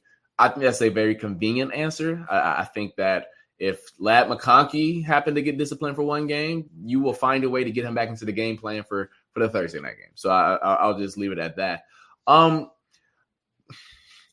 Shannon Sharp said it best, and I know those who may not rock with Unc, and listen, there's some reasons not to. Listen, your tolerance can never be greater than your talent. Like it has to equal out, and I think it's as simple as that. He hasn't been a super productive or really all that consistent of a receiver in Buffalo during his 1.5-year tenure so far. And when you are not handling your business off the field, it makes you very easily replaceable. So honestly, I have no idea. Today at practice, he was involved. I can report that he was after practice working with Josh. So they haven't closed the door on that chapter. But how wide open is the door? I don't know. I truly don't know. Josh said all the right things about him today after practice as well. He seemed to have a good smile on his face at practice today, speaking of Keon. So it doesn't look good. I will say that if I had to guess his trajectory going forward, I imagine his snap count is going to decrease a whole lot if and when he's back on the active roster. Yeah, I just don't. I mean, he was by far their highest snap getter before he got disciplined, I believe in the 70% range. And if he is a player who, because here's the other issue, is that now that Gabe Davis is aboard and you have a Tyrell Shavers that you've given reps to, and you bring it in at Brandon Cooks to not, I assume you don't bring him here just to warm the bench. Where does that leave Keon in the hierarchy of being the unquestioned number one snap getter? He was out snapping Khalil Shakir. I think people fail to realize that. Like, Keon Coleman was given the entire – it wasn't like Keon Coleman was given the keys to like a Ford Explorer. No disrespect to my people who drive in a Ford Explorer. They was giving him the keys to the Lambo. You getting all the snaps in the run and passing game, make something shake. And for whatever reason it wasn't working out, you can put that on Brady, Josh, or Keon, however the case may be. But the numbers don't lie. He didn't produce. So I wouldn't expect a whole lot of him going forward. That's just my opinion. I didn't expect you to say that, man. I thought it goes right back to normal. Listen, you learned your lesson. Now prove to me what you got. Right now, maybe they're looking at it as, no, you got to earn your way back to that respect. And I get that too. But we don't. Last time I looked, we don't have the people to like, who am I out earning exactly? Curtis Samuel? Khalil Shakir? Shavers? Yeah. Give me a break. Give me a break. It's all BS to me. Put that brother on the field and find ways to make him valuable to you. Find ways. You can't tell me there's only two ways that he's valuable to you. A damn slant route and a damn back shoulder pass. Come on, fam. Like, don't listen. Stop playing in my face. That's the best way I can look at it. Stop playing in my face. That's the way I look at it. But I digress. We're gonna find out a lot more come time to play the Pittsburgh Steelers. Let's go back to the Houston game. I know you saw it. We all saw it. The O-line did not look good. They were beat up.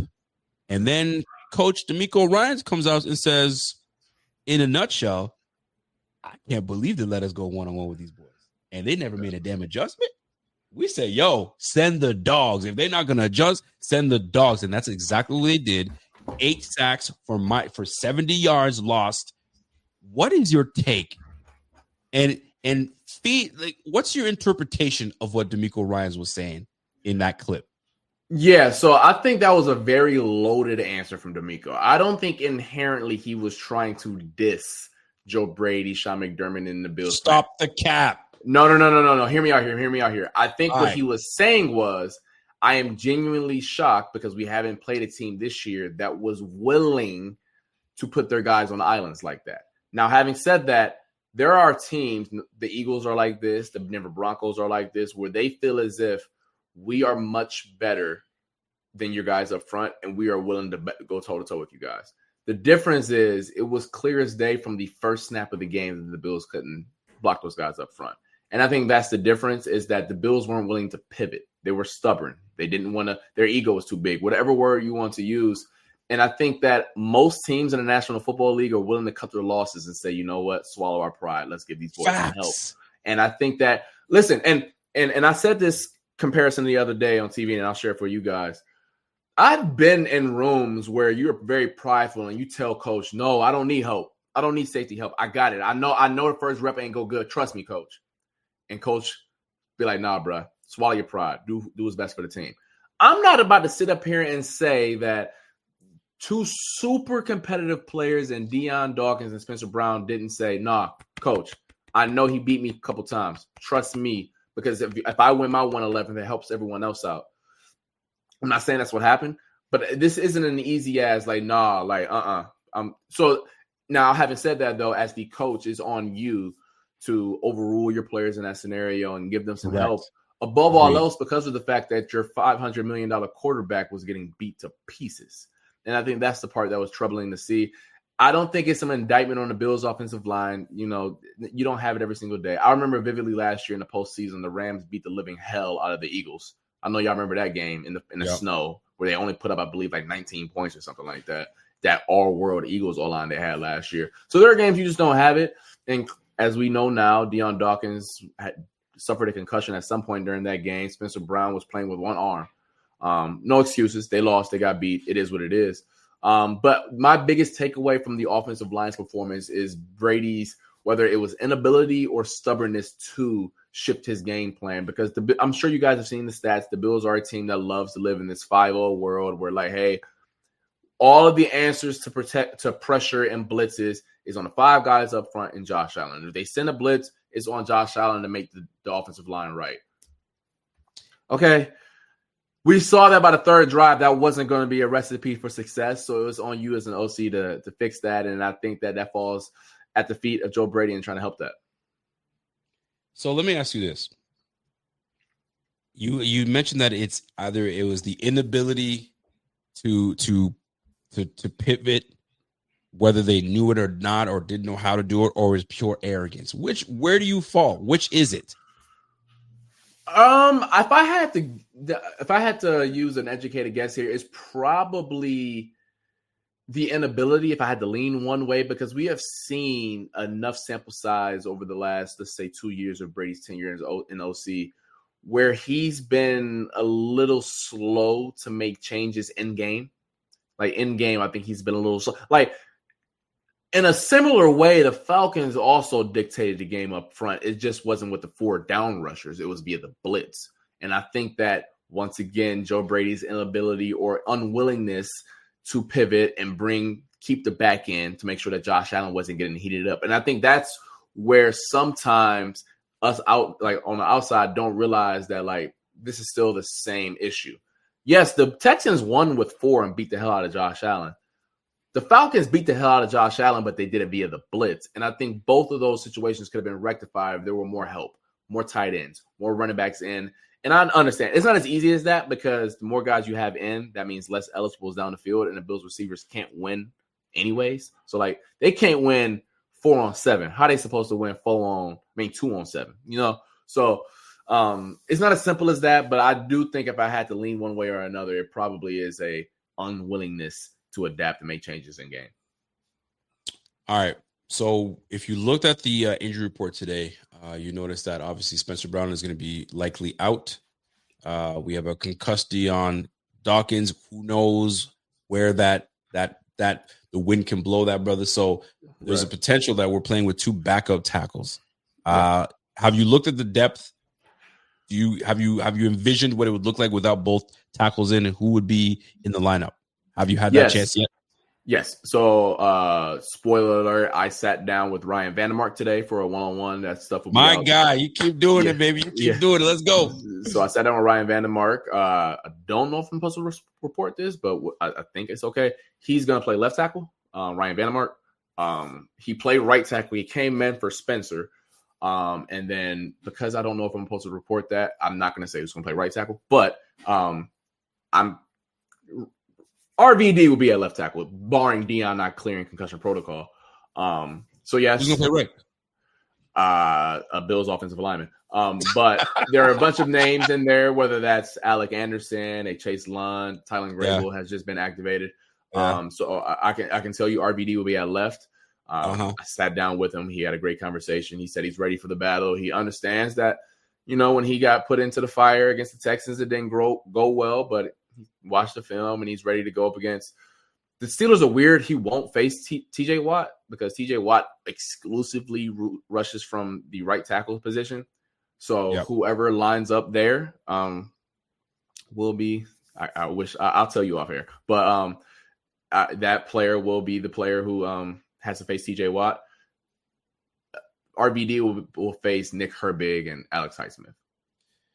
All right. So, Josh, barring Dion doesn't clear concussion protocol, we do not. We understand that, because it's up in the air right now. So chances are he plays. Ryan Vandermark takes the right tackle, and then we go from there. I have my speculations on who I believe will be at right tackle, and McDermott likes to play things close to the vest, so he don't want to say nothing to anybody. Right. So yeah, we gonna figure that out together. You almost broke news. I mean, I would have loved for you to break the news here, but I mean, it is what it is. It ain't even about that. It's about my job. Like, I play.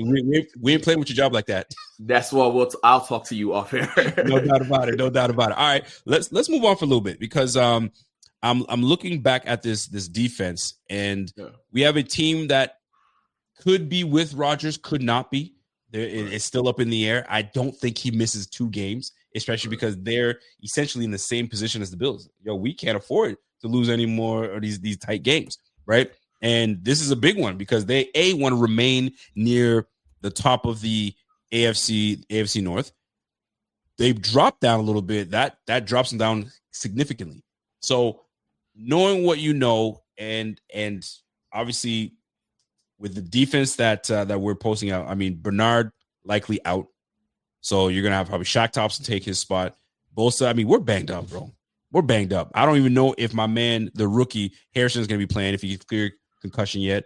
Do you see the Pittsburgh Steelers giving this Bills defense struggles? Let me break that down real quick for you. I want to talk about the injuries first with Terrell Bernard. It could be a blessing in disguise that he's out for a little bit of time here. He's been so banged up. He had a hamstring injury in training camp that I don't know if he ever recovered from. Suffered that right ankle injury against the Falcons. And actually, I can say this because he told us all right. TB admitted that he's banged up, and he's been banged up. It has been frustrating this year to battle through the injuries. He's the captain, so he's been wanting to be out there and fight. Off air, you speak to his teammates and coaches, and if this wasn't football and it was basketball or golf, he would not be playing. I'll just leave it at that. He's been battling through some stuff, so maybe it's a blessing in disguise, and who knows? I don't know if he's going on injury reserve. I know there's some. You talk to the thigh doc, and he can give you a prognosis on what he suffered and how long he'll be out. But let's just say it's 2 to 4 weeks or whatever. Yeah, that can maybe buy him some time to maybe heal up the hammy and the right ankle, because he's been moving very not like TB. Yeah. So that's I'll say that with the injuries. And Shaq Thompson has played well when he's out there, but once again, he's an older player. The soft tissue stuff has been getting him from time to time this season.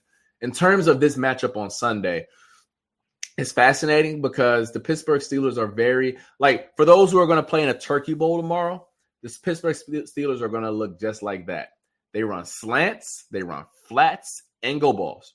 None else. You ain't going to see no digs. You ain't going to see no arrow routes. You ain't going to see none funky. It's going to be, I promise you, I'm not lying to y'all. Go watch a Steelers highlight. It's going to be it's going to be that same ugly bootleg where Aaron Rodgers boot left, come right, and the tight end dragging across.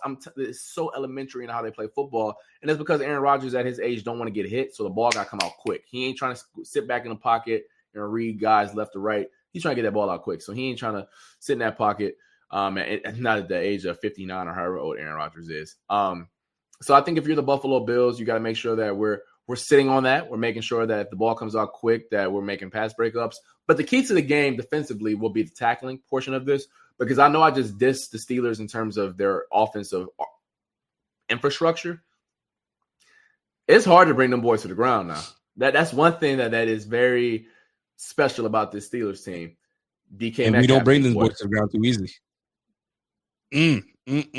All right. DK Metcalf, big boy. Darnell Washington, I know he said he 311. That boy really about 350. Jalen Warren will run like he got 12 kids, and I mean that in a respectful way, because, like, you know, when you got 12 kids, there's a lot of child support payments. Kenneth Gainwell don't go down easy. So I think they're going to have to bring their hard hat and rally to the football, make sure we got 2-3 hats to the ball. Not to go back to the Texans game, but the most impressive thing that I love about the Texans defense, it ain't one-on-one tackles. It's the whole hood coming to bring you down. And I think that's what the Buffalo Bills are going to have to do this weekend. You need Bishop, Poyer, and a linebacker at the ball. You need Harrison, a D lineman, and a D tackle at the ball. You're going to have to gang tackle and get population to the football on Sunday against the Steelers. Listen, you ain't lying. You ain't said a damn lie, because that boy can run. Warren can run. They haven't given Caleb the ball enough, but he's a big time back. And we're the type of defense that creates stars. We create stars. We didn't know who Sean Tucker was, or Mel Tucker, whoever that brother was, but that brother looked damn good. And we're like, who? And now you got the waiver wire going crazy. You know what I'm saying? They got the waiver wire going crazy for Mel Tucker. You feel me? So that's crazy to me. So Caleb, I think it was Caleb Williams out there for the Pittsburgh, the backup running back. Yeah, Caleb Johnson. Yeah, Caleb Johnson. Excuse me. We might make that brother. And I don't even want to say this, but he might become a star tomorrow, because he cannot practice. We cannot tackle. And you said, if you're going to bring the cul-de-sac with you, it's not happening. I need the whole neighborhood to come through and tackle and make sure we bring these boys down, because the cul-de-sac ain't going to do it. The cul-de-sac ain't going to do it. That's just the way I look at it. But let me move on because I need your perspective on this because this is one topic that is bugging me to my core. You have a banged up quarterback, 2 banged up tackles, and your banged up quarterback needs his targets to throw the football to. Brandon Beane says, "Hey, forget about Jalen Waddle, baby. I got Brandon Cooks coming to the house. Yo, make this guy comfortable. Move out the way, Elijah Moore. Take your name tag with you, and that's your locker room. Let's go. Let's make it work. Make it enough. Let's go." Your thoughts when you hear 32-year-old Brandon Cooks come to the Bills, and I'm not poo-pooing on Brandon Cooks. I thought if the Bills were going to make a trade somewhere, I knew that we didn't have the money, so that was someone that they probably could have traded for in Brandon Cooks, but we never did it. But then we ended up getting on the squad anyway. Elijah Moore out, Brandon Cooks in, Keon Coleman, we don't know what's happening, and Curtis Samuel, DNP, did not practice. The state of this receiver room. Talk to me on your thoughts, on Cooks coming through, Elijah Moore out, and then the rest of the receiver room, you don't know. Okay, I'll start with Elijah Moore here. I don't know if his dismissal was everything football related. I think that there was a report out there that, yeah, Walter, you funny. Walter's but listen, stupid. But Walter, my boy Sean Tucker, he went to that school behind me. So your boy been knowing about Sean Tucker since he was a puppy, before he had that chin hair. So I've been knowing about Sean Tucker. The Bills Mafia ain't know about, bro. I can't talk about Syracuse too loud, though, because we just lost by 70 last week. But I think Elijah Moore listen, I was a big fan of Elijah Moore. I still think that he can be a serviceable player in the league. I don't think he's great by any means, but I think he can be a player who can get you a couple catches a game. And I think that he has reportedly some frustrations about his role in Buffalo. And wouldn't you? Yeah, I feel him. But I think that's probably more of the reason why he's not here than anything else. I don't think it's a lack of production. The Brandon Cook signing, it is what it is. It's a dart in the dark, and I mean, it is what it is at this point. I tweeted it out that I have little to no expectations for Elijah Moore, and it has some to do with he is as a player at the age of 32, but also I don't think they've maximized the players on the roster anyways. So why should I think he will be maximized in any way, shape, or form? Like, I don't think Josh Palmer has been maximized to. I think Josh Palmer could be a really good wide receiver 3 in his league, but he hasn't been that in Buffalo. Maybe number 2. Yeah. I mean, if you have a really good 1, I can see Josh Palmer being a 2 for sure. Obviously, Curtis Samuel is more of an injury thing, but I think about a Mac Hollins and how he's playing much better in New England. Obviously, the Stephon Diggs thing, you don't need me to hash it out on how his numbers dropped off a cliff. So it's no disrespect to Brandon Cooks. And listen, if he becomes a player who can bring in a couple catches a game, then great. But I need proof of concept to believe that this is going to be something different than I've already seen. Hold on a second. You said some things, but I don't think you really said some things.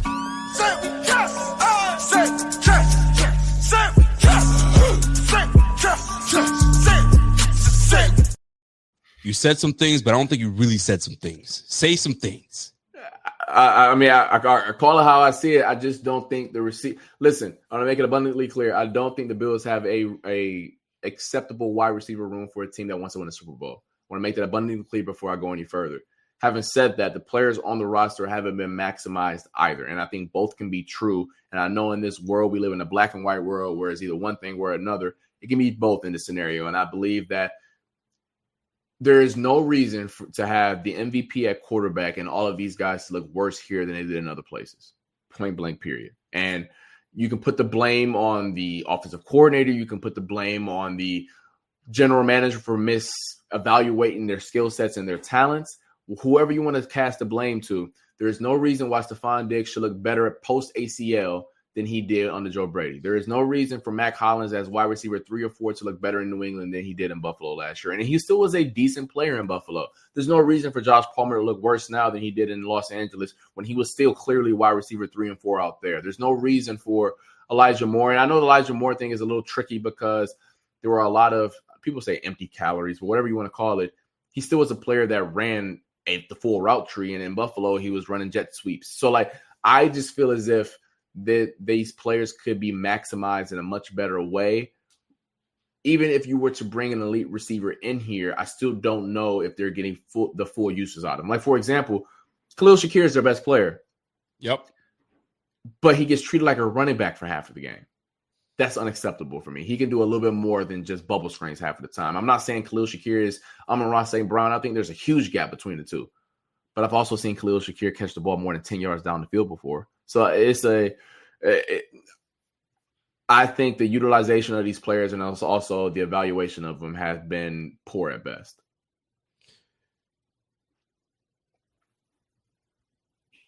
Joe Brady's a bum. Just say it. You know what I'm saying? That's enough. That's enough. I tried to be nice. I can't do no more, man. This guy has been figured out, and he doesn't know how to figure out that they figured him out. And then you have people that are enabling him, Sean McDermott, a.k.a. McGlasses, and say, yo, I stand behind my guy, and I'm going to keep running with this guy because he knows what he's doing. Bro, you had your quarterback getting beat up left, right, center. That's $330 million of pure talent sitting there getting beat up, and you don't make any type of adjustments. Shame on my man Joe Brady. And now you have an opportunity to really get things going, and then you have guys saying, yo, Brandon Cooks coming to the team is going to be cool, but I don't think it's going to make a damn difference. You got Elijah Moore saying, yo, that fit that he was wearing in that picture was bomb, but he was like, yo, I'm out of here. I'm not doing that. It kind of reminded me of the press conference when LeBron was sitting there. He's wearing the suit with the shorts, and somebody asked him a question. He picked up his suitcase and walked right out there. Bro, this is unbelievable how this guy has not been able to evolve and get this offense looking like a true offense. Josh Allen is frustrated. The receiver room has to be frustrated. If I'm a receiver in that room, I'm annoyed. I know I'm better than what the numbers are showing and what the film is showing, and I'm looking like a bum out here. So if I'm trying to get a job somewhere else next year, bro, they're going to be like, I saw the tape, bro. What was Now, if you know ball, you're gonna be like, yo, your coordinator was killing y'all, man. How does McDermott not see this? But I guess there's no other option on the team, so you got to roll with this guy. Yeah, I'll make this clear though. I'll make this clear about you saying McDermott not seeing it. Being in those pressers and being in those rooms where we ask some questions about the offensive struggles, I'm not gonna sit up here and say that he don't see it. McDermott will never put no one on that building on blast. It's not who he is. Someone could. Yeah, let me not get myself fired here. He will never put anybody on blast. I get it. But there is a tone in how he speaks that is, I think, over the last month or so, that is unlike him. It is very for him to use the word cute twice in back-to-back weeks, that's not like he is very particular in what he says to us. He is very intelligent. He's calculated, for sure. You mean to tell me he used y'all know what the word cute mean in football. You don't say that lightly. And he used it twice with us. And listen, he told us flat out last week he has confidence in him. Like, he should tell us that. Listen, if a coach ever came out and said he's not confident in a coach and I root for that team, what the hell? So it makes sense he said that. But if you peep at the end of that quote, he says, that don't mean this is okay, though.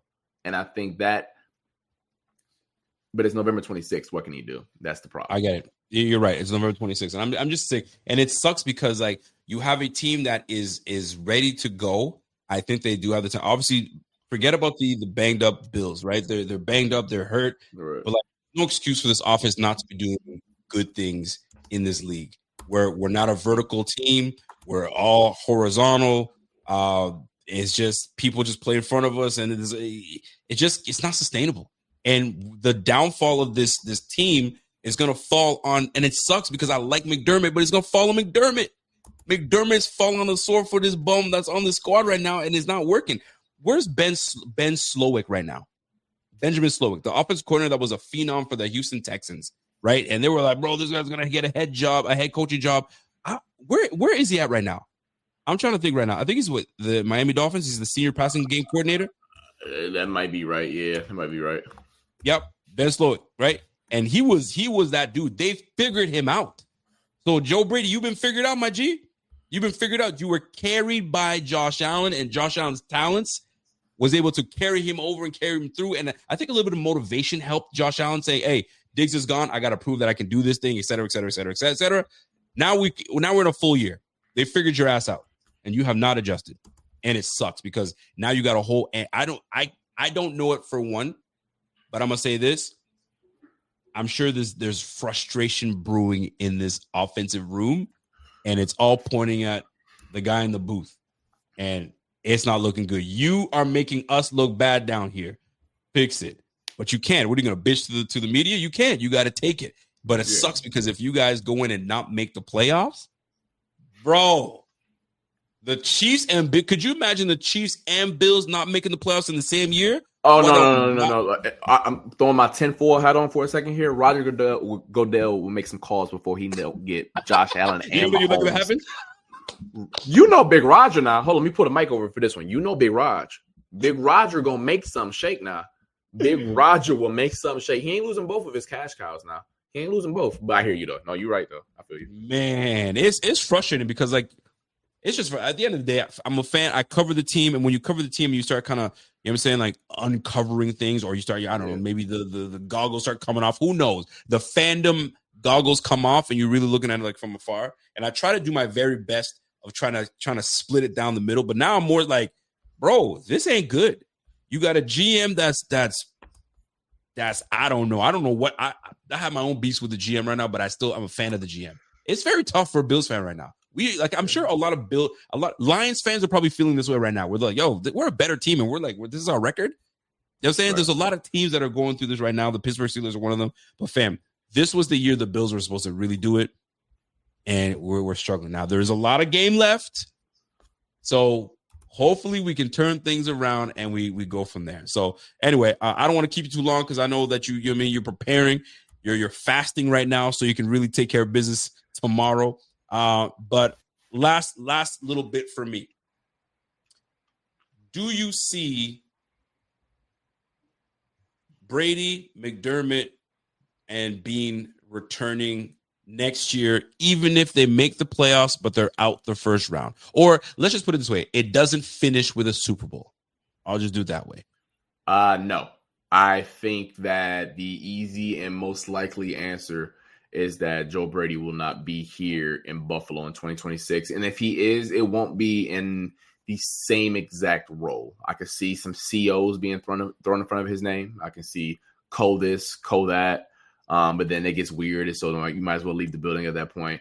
I just don't see an avenue for him to return when the peaks. Let's say it goes the same way the rest of the year, where the offense has some high highs and they have some lows bottom out.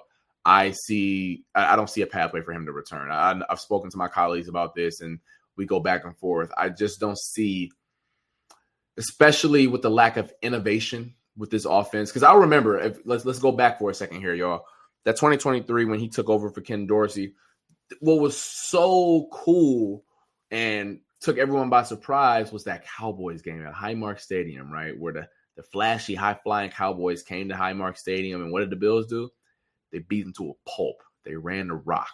They said it was big boy football. And we were like, oh, Joe Brady's instilling some physicality with this group, and there's big boy smash mouth football. Then we come to 2024, and it's the same, but they're super efficient, so no one's really complaining about it. Like, it's still big boy football. Josh is super efficient, not turning the football over. James Cook is elevated to a star status. But then we get to 2025. It's the same. Big boy football. Got Jackson Halls in there now. We're trying to grind you down, be violent. But now the turnovers are there, which is it's football. The ball is shaped like an egg. Like, it's going to happen now. Like, this isn't – mistakes happen. So was the hyper efficiency masking some of the limitations of the passing game last year? Yeah. And Rev, I think there's some merit to that. I think that the defensive injuries have played a role this year, and I'm not going to absolve Sean McDermott of all blame here either, especially defensively. They've been banged up, and there's nothing you can do about it. I know they said next man up, but you know how I feel about the phrase next man up. I was the next man up at Syracuse sometimes, and I wasn't as good as the man in front of me. You feel me? Having said that, though, I do think there are some limitations with the type of archetypes McDermott chases on defense. But that's a conversation that we'll go to in the offseason. But yeah, I don't see it put like this. Barring 1-5, McDermott and Bean will be here in 2025. I don't see a way though with Brady returning. Yeah, I think the McBean duo will be here. They return. I don't see a path for Brady barring the Super Bowl or some crazy finish at the end of the year. My man Walter says Brady, when he took over, was running the same receiver screen plays to Diggs. I do remember that. and even gave it to Diggs as a rusher at one point. I do remember twice. that. The signs were always there with Brady, in my opinion. You're right, man. I did see that. I was like, oh, a screen to Diggs. That's interesting. Oh, a reverse to Diggs? Oh, that's interesting. That's normally not what he does, but okay. This is the new offense. I guess this is good, but the writing was on the wall. That's absolutely right. All right, last question for me when it comes to this organization, and obviously you feel that they come back. Are they deserving to return? Is McDermott deserving to return? I mean, this might put you in a predicament, so I'm not going to ask you that question. Here's what I do want to ask you. Talking to your colleagues, and there's a whole lot of them, is everybody on the same page when they're looking at this roster, looking at this team, looking at where the direction where they're going? Are most of your colleagues saying the same things, or are there a few people, or is it a mixed bag? Well, it's a mixed bag for sure, for certain. Interesting. And I think there are some people who believe that Sean McDermott has been dealt a bad hand and he can only cook with the ingredients that he's given. There are some people who believe that Brandon Beane has done enough with his ingredients and the chefs aren't whipping it up. I fall in the camp where it's both of them. I think that the chef has, because here's the thing. I think that you get a not lifetime pass, but you get a whole lot of grace for identifying Josh. You get a whole lot of grace for getting that offensive line in the beautiful shape that it's in. And then they poured resources at defensive end. They truly have. But when you get cheap at wide receiver and don't spend high at that, because in football, there's 4 expensive positions that you can't be cheap on. You can't. You can't be cheap. Quarterback, tackle, receiver, and edge rusher. You either got to spend high first-round picks to get them, or you got to spend a whole lot of money to get them. Point blank, period. That's how you got to get those guys. And 3 of the 4 positions they've poured a lot of resources at. Receiver, they've just said, hey, 5th-round pick, make it shake.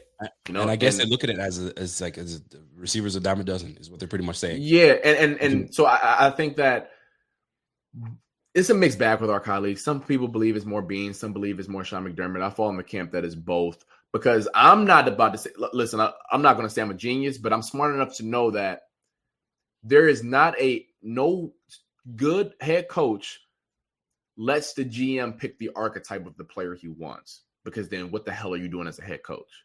You feel me? Like the GM doesn't tell the head coach, I want small linebackers.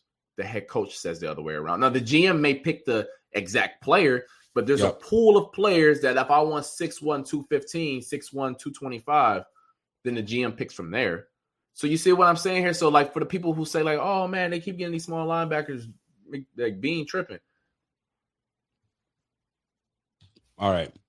I see it. But aren't you getting sick and tired of hearing the same names being repeated and coming back? Like the latest addition is Shaq Lawson coming back to the defense.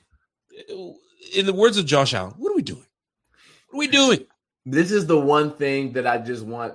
And listen up. I'm not going to get caught up on this one because it is November 26th and it's either Shaq Lawson or some other name you've never heard of before. Right. Having said that, I do think that these names that keep coming back in the offseason, I'm right with you. 100%. What we doing? Let's take some risk in the offseason. Once we get to week 1, it's hard to onboard guys without a training camp. It's much easier to do so with guys who are familiar and we can get them on a Tuesday and they know the terminology and they can help us out in some capacity on Sunday. Because let's call it spade a spade here. You ain't finding nobody on November 26th that's going to help you win. That's going to be an S tier player. You need to make sure that the ship don't fall apart. And listen, TJ Sanders was playing DN last week, y'all. TJ mother effing Sanders. There was a clip that TJ Sanders got absolutely just. Yeah, I seen that. My gosh. I seen that. I mean, listen, not everybody's going to win a rep. There's going to be reps where like, boo, I got. Yeah, I seen that. I got moved like furniture out there, boy. Like that was rough, but it is what it is. There's a comment in this, and this is a last bit before you get out of here, because we do want your thoughts on this. I was asked Deshaun Watson his thoughts on to do his first game. Hey, what's your name, Cody? Cody, you funny as hell. You ain't the first one that ever told me I look like Deshaun. I hear that shit all the time. I'm from Cleveland. I'm from Cleveland, Cody. So that's funny. I hear that. Like when I go to the mall in Cleveland, I get people looking at me. I'm like, listen, I'm not on TV in Cleveland. So I know that's not why you looking at me. You looking at me because you think I'm bro, like, or whatever. I thought he was all right. I think that I don't think it's nothing to be like, oh my God, he's the savior, he's the franchise. If you are going to look at some, first off, the conversation around him is so toxic. It's so exhausting, and it hurts my soul. Like, let's just play football. Facts. But if you are the Cleveland Browns, one, why did you draft Dylan Gabriel in the first place? Like, why? No one ever thought he was an NFL quarterback. But the one thing I think Shedeur Sanders at least showed in one start that he's willing to do, he's willing to push the ball down the field. Dylan Gabriel would never do that. I have no idea if Shedeur is going to work. I have no idea. I'm leaning towards no. But oh yeah, it's in terms of what you need to win the AFC. You need cyborgs at quarterback. There is Josh Allen, Drake May, Patrick Mahomes, Lamar Jackson, Joe Burrow, CJ Stroud. Listen, if you think that boy is anything built like Josh, God bless you. But I'm obviously rooting for him.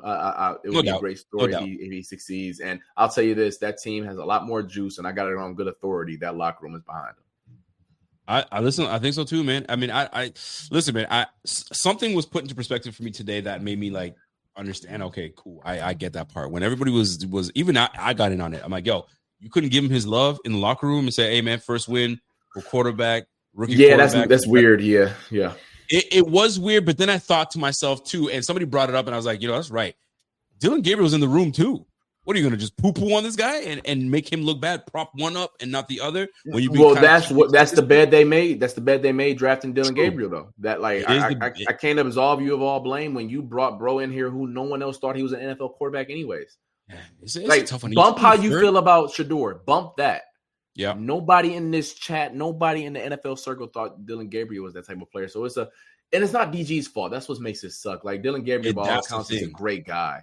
It's not his fault. What I mean? He's trying to live his dream too. And right now, his dream is being poo-pooed on, and he may never get another opportunity because it's just a bad scenario out there. Terrible. He was better off getting drafted somewhere else, sit and chill instead of this mess that they put him into. Rough. Yeah. Now, as for Shedeur, I didn't think that performance was anything great. I thought I don't think it was either. He looked all right. He made some good throws. Don't get me wrong, but like, bro, you're the constant turning your back to the defense, bro. These guys are way too fast, way too smart. This ain't Pop Warner football. What you mean? You feel me? Like you can't continue to do this in the NFL level. They're gonna make you pay for that, right? Ask Josh Allen what happened last week. You turn your back, you gonna get this. You gonna get this work. So, am I looking forward to seeing what he does in San Fran? That'll be interesting. But that defense is probably what's going to keep them in this game. As long as he becomes a good game manager, make a couple plays here and there, I think he'll be all right. But what his NFL career will look like, it's up in the air. We have no idea. That's it for me. I just wanted to touch on that because I know you're Cleveland boys. I'm sure you felt good about that win. But how many of these are you going to get this week or this year? Who knows? Or maybe he was on a heater and he just starts looking great. I think they beat San Francisco and it got nothing to do with Shedeur. A record for y'all. Quick stat. Go ahead. Carl stat of the day. Kyle Shanahan is 1-8 against Jim Schwartz. Jim Schwartz is the Browns defensive coordinator. For whatever reason, that boy cannot figure out Jim Schwartz. It's also Jimmy nice though, man. That white he's nice. Defense, that boy nice. He's nice. And Kyle Shanahan, who's a guru, one of the best I've ever seen, he can't figure him out. Also, y'all know Brock Purdy. Y'all seen him in the inclement weather last year in Buffalo. Now, y'all know what that Cleveland weather gonna be like. You might be onto something now. And they got nothing to do with Dor. It ain't got nothing to do with Shedeur. But but if Shedeur puts up some numbers though. And that defense was good. He can put up 125, and I don't think Brock Purdy going to be able to throw the ball 15 yards down the field and 30 more power runs, and it's snowing. Miles Garrett said he got a plan. We'll see it. Trent Williams, I love you, but you like 38 now. Miles said he got a DPOI to go get. Love it. I love it. Listen, man, I enjoy it, and I enjoy always having you on. The people love having you on. Is great. Is love. Listen, enjoy the rest of your long weekend. Have a good time with the fam. Eat, all that good stuff. If you can, I don't know if you will, snap a pic, and we'll catch you here. Do not go anywhere right this second. You're not about to leave this because we're gonna talk. Listen, I'm out of here. I ain't got nothing else to say to y'all. This was a great podcast. I have my guy, the Thigh Doc, in here. I have my guy, Carl Jones, keeping it real, keeping it gully with me. He's got news to share with me, and I'm not gonna miss on this tea. So, folks, you guys have yourself a great afternoon. We will catch you guys again on potentially Friday. It'll be me and my man Z-Bot if he's not taking care of the children. then it's just going to be me and myself, and we're going to rock it. I hope I don't have another rant in me because I went off yesterday, and we back at it again. So, folks, have yourself a fantastic evening. We will catch you on the flip. You know the podcast my man is running. He's doing podcasts. He's got his YouTube stuff. Everything's cracking with my man Carl Jones. Anything Carl Jones social media, hit that brother up. He's got it going. Did I miss anything? Nah, Ryan Vandermark. If y'all want to know the Bills' new left tackle, possible new left tackle, check my my social feed. I sat down with him twice this week. I love it. All right, you guys have yourself a fantastic, and we will catch you. Mr. Carl Jones, don't you go nowhere, brother. Don't you go nowhere. Yo, we will catch you guys on the flip. It's your boy Rico. It's your boy Carl Jones. It's the Rico Report. We'll catch you guys again on Friday.